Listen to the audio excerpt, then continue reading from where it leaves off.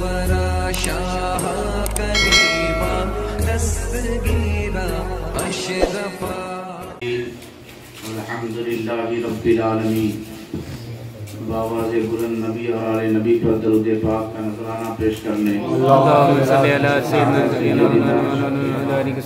حبیب صلاۃ و سلام علیک یا رسول اللہ صلی اللہ تعالی علیہ وسلم صلو علیہ صلاۃ و سلام علیک یا رسول اللہ صلی اللہ تعالی علیہ وآلہ وسلم۔ حضرات محترم، قرآن مجید فرقان حمید نے ہمیں اجازت دی ہے کہ تم اللہ کے نیک بندوں کا قصہ بیان کرتے رہو۔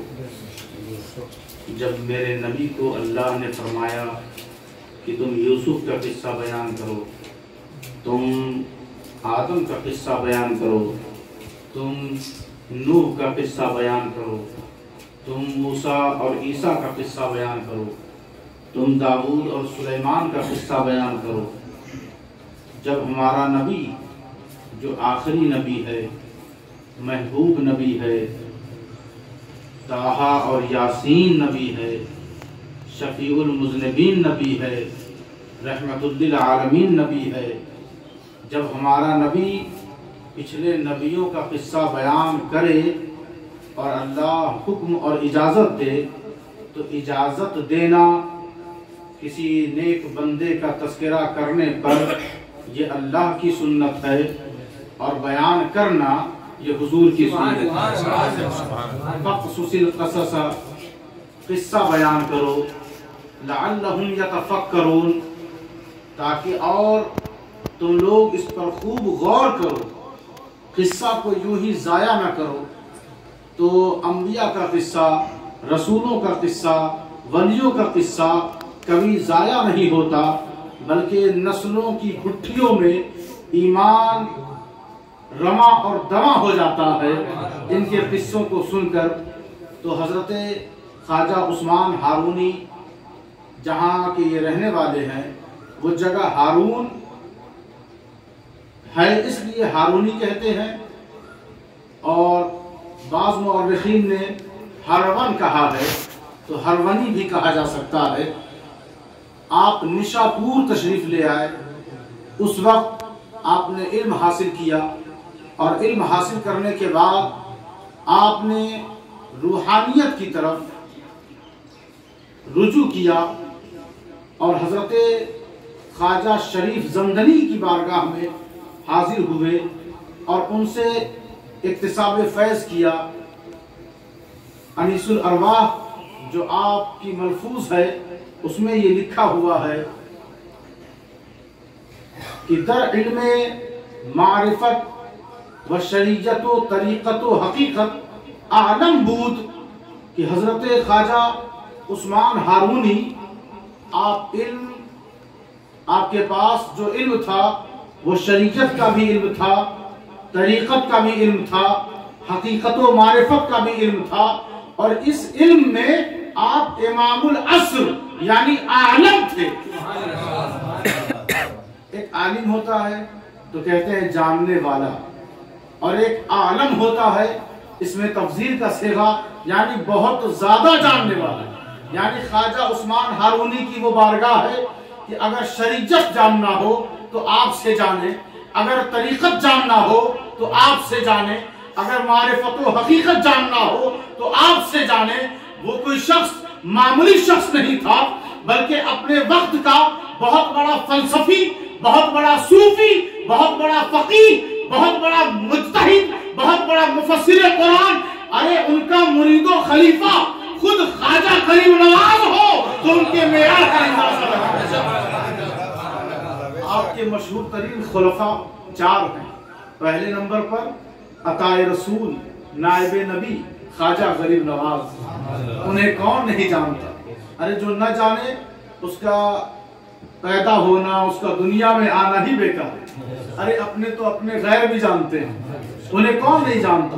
خواجہ غریب نواز پہلے خلیفہ، دوسرے حضرت خواجہ نجم الدین صغرا، تیسرے خلیفہ حضرت خواجہ سعدی گنگوہی، اور چوتھے نمبر کے خلیفہ حضرت احمد ترک جو ترکی کے رہنے والے تھے، 4 خلیفہ آپ کے بڑے مشہور ہیں، اور آپ اپنے زمانے کے شیخ الاسلام تھے۔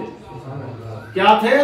شیخ الاسلام تھے اپنے زمانے کے، اور آپ کی کنیت تھی ابو النور۔ حضرت خواجہ عثمان ہارونی 13 پشتوں سے آپ باپ کی طرف سے حضرت مولا علی شیر خدا سے مل جاتے ہیں۔ سبحان اللہ۔ پدری نسبت یعنی باپ کی طرف سے آپ حیدر کرار کے شہزادے ہیں، مولا علی شیر خدا کے فرزند ہیں، اور خواجہ شریف زندنی خواجہ عثمان ہارونی کے پیر و مرشد ہیں۔ اس طرح یہ سلسلہ خواجہ حسن بصری اور مولا علی شیر خدا تک پہنچتا ہے، اور مولا علی شیر خدا سے محمد رسول اللہ تک پہنچتا ہے۔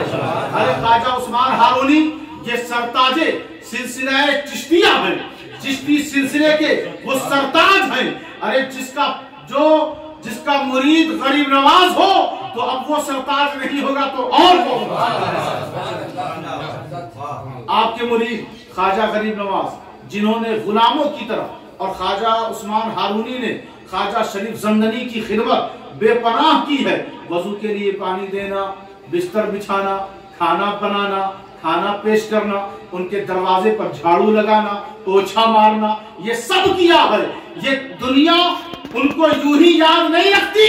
ارے صرف سجدوں پہ جو ناز کرے، عبادتوں پر ناز کرے، یہ طریقہ تو ابلیس کا ہے، یہ طریقہ تو ابلیس کا ہے۔ عبادت کر کے جو عبادتوں پر غرور اور نخرہ نہ کرے، بلکہ خدمت اور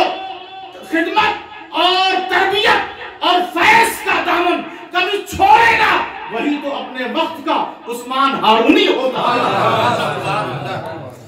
تو ولیوں کا قصہ اپنے بچوں کو بتائیں، اپنے گھروں میں ذکر کریں، ولیوں کا تذکرہ کریں، اور کہیں بیٹا اس ولی کے صدقے میں ہم سب کی بخشش اللہ فرمائے۔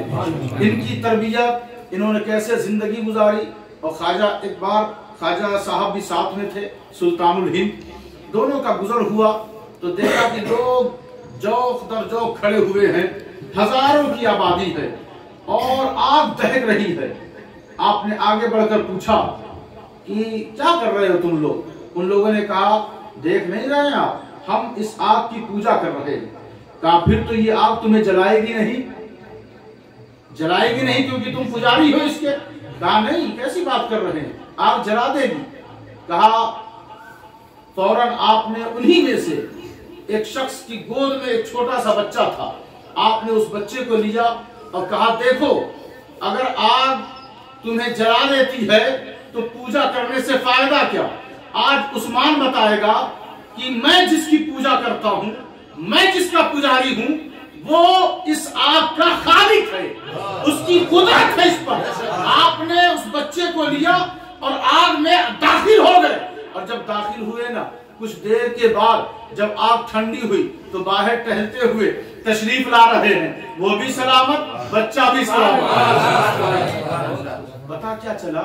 کوئی کہہ سکتا ہے ولی کے پاس طاقت ہے، وہ خود کو بچا سکتا ہے، اس لیے آپ نے خود کو صرف آگ کے اندر داخل نہیں کیا، بچے کو بھی کیا، تاکہ یہ پتا چل سکے کہ جو ان کا دشمن ہو ان پر بھی وہ کرم کر دے تو بیڑا پار ہو جاتا ہے۔ آپ نے جب آگ ٹھنڈی ہو گئی، آپ باہر آئے تو پورا قبیلہ جتنے لوگ وہاں موجود تھے سب نے آپ کے ہاتھ پر اسلام قبول فرما لیا۔ اسلام جب قبول کیا تو سردار کا نام رکھا عبداللہ اور بچے کا نام رکھا ابراہیم رکھا۔ تو یہ اسلام کے اوپر جو، اسی لیے ان کو بعض جگہوں پہ ناصر الاسلام بھی لکھا گیا کہ اسلام کی مدد کرنے والے، مسلمان کی صرف نہیں، اسلام کی مدد، یعنی مسلمان اس قدر آپ نے بنایا، اس قدر بنایا۔ اگر غریب نواز نے 90 لاکھ لوگوں کو اسلام میں داخل کیا تو بتاؤ یہ کریڈٹ کہاں جاتا ہے؟ یہ کہاں جاتا ہے؟ یہ خواجہ عثمان ہارونی تک جاتا ہے۔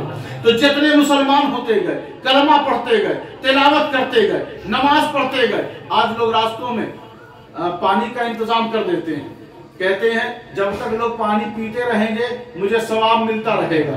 لوگ پودا درخت لگا دیتے ہیں, جب تک لوگ سایہ لیتے رہیں گے, پھل کھاتے رہیں گے, مجھے ثواب ملتا رہے گا. میں رہوں یا نہ رہوں, قبر میں بھی ثواب پہنچتا رہے گا. تو مجھے بتاؤ, جب اذان ہو رہی ہے تو اس کا ثواب خواجہ عثمان ہارونی کو جا رہا ہے. لوگ داڑھی رکھ رہے ہیں تو اس کا ثواب خواجہ عثمان ہارونی کو جا رہا ہے. لوگ نماز سجدہ کر رہے ہیں تو اس کا ثواب خواجہ عثمان ہارونی کو جا رہا ہے. مسلمان بڑھ رہے ہیں نا, گھٹنے والے تو نہیں, روز بروز بڑھتے جا رہے ہیں. اے مسلمانوں, تمہارے اضافے میں اگر کسی کا کرم ہے تو وہ خواجہ عثمان ہارونی کا ہے. سبحان اللہ. بے پناہ اسلام پر خواجہ عثمان ہارونی کا کرم. خواجہ عثمان ہارونی, آپ کا مقام ایک بڑا انوکھا اور بڑا نرالا ہے کہ جب آپ سلام پھیرتے تھے 5 وقت کی نماز میں, جب آپ سلام پھیرتے تو ایک غیبی آواز آتی, اور آواز وہ یہ رہتی تھی کہ عثمان تیری نماز قبول کر لی گئی. عثمان تیری یہ ولایت کے میدان میں یہ کرامت اپنے آپ میں فقید المثال, بے مثال, لاسانی ہے. ابھی تک ہم نے کسی ولی کی کرامت میں اور واقعے میں اس طرح کی بات اور اس طرح کا معاملہ نہیں پایا گیا. سارے ولی مقدس و محترم ہیں, مقتدر ہیں, سب کی نمازیں اپنی اپنی جگہ پر, لیکن سب کو ایک جستجو رہتی ہے, نماز ہوئی کی نہیں, نماز ہوئی کی نہیں, نماز ہوئی کی نہیں. لیکن عثمان ہارونی وہ ولی ہے کہ سلام پھیرتے ہی آواز آتی, عثمان ہارونی تیری نماز قبول کر لی گئی, تیری نماز قبول کر لی گئی. آپ نے دعا کیا, پروردگار مجھے موت آئے تو حرم میں آئے, مکہ المکرمہ میں آئے. آج بھی ان کا قبر اور مزار حرم میں ہے, مکہ میں ہے. اللہ نے دعا قبول فرما لی. آپ خواجہ غریب نواز کو لے کر جب قطار میں کھڑے ہیں حضور کے قبر انور کی زیارت کے لیے, سارے لوگ جا رہے ہیں, قبر سے آواز آئی, عثمان معین الدین کو لے کر میرے پاس آ. عثمان معین الدین کو لے کر میرے پاس آ. قبر سے آواز آئی تو حضرت خواجہ عثمان ہارونی نے معین الدین چشتی کا ہاتھ تھاما اور اندر لے گئے. جب اندر لے گئے تو کہا معین الدین کو آگے کیا جائے. خواجہ عثمان ہارونی نے معین الدین کو آگے کر دیا. ارے چمکتا ہوا جو کلش, چمکتا ہوا گنبد, جو جوق در جوق, جو افواجہ کے مصداق بنتے ہوئے جو غریب نواز کی دہلیز پر لوگ ٹہل رہے ہیں, سوچو معین الدین کو آگے کس نے بڑھایا, معین الدین کو آگے کس نے بڑھایا ہے. حضور نے کہا معین الدین کو آگے بڑھاؤ. پتا چل گیا کہ خواجہ صاحب کو جو مقام و مرتبہ ملا ہے وہ عثمان ہارونی کی وجہ سے ملا ہے. حضرات محترم, بے پناہ عظیم شخصیت کے یہ حامل ہیں. ان کا جتنا تذکرہ کریں, 5 شوال کو ان کی تاریخ ہے, تاریخ وصال. آج تو بس فاتحہ اور قل شریف کے ارادے سے اس محفل کو سجایا گیا تھا, لیکن اتنا اچھا کلام سنایا گیا کہ ایک محفل بن گئی اور جم گئی. اور ہمیں یقین ہے کہ ان کا فیض, خواجہ عثمان ہارونی کا فیض اس محفل میں جاری و ساری ہے. اللہ تبارک و تعالی ہم سب کی حاضری کو قبول و مقبول فرمائے. کھڑے ہو کر سلام. چینل کو سبسکرائب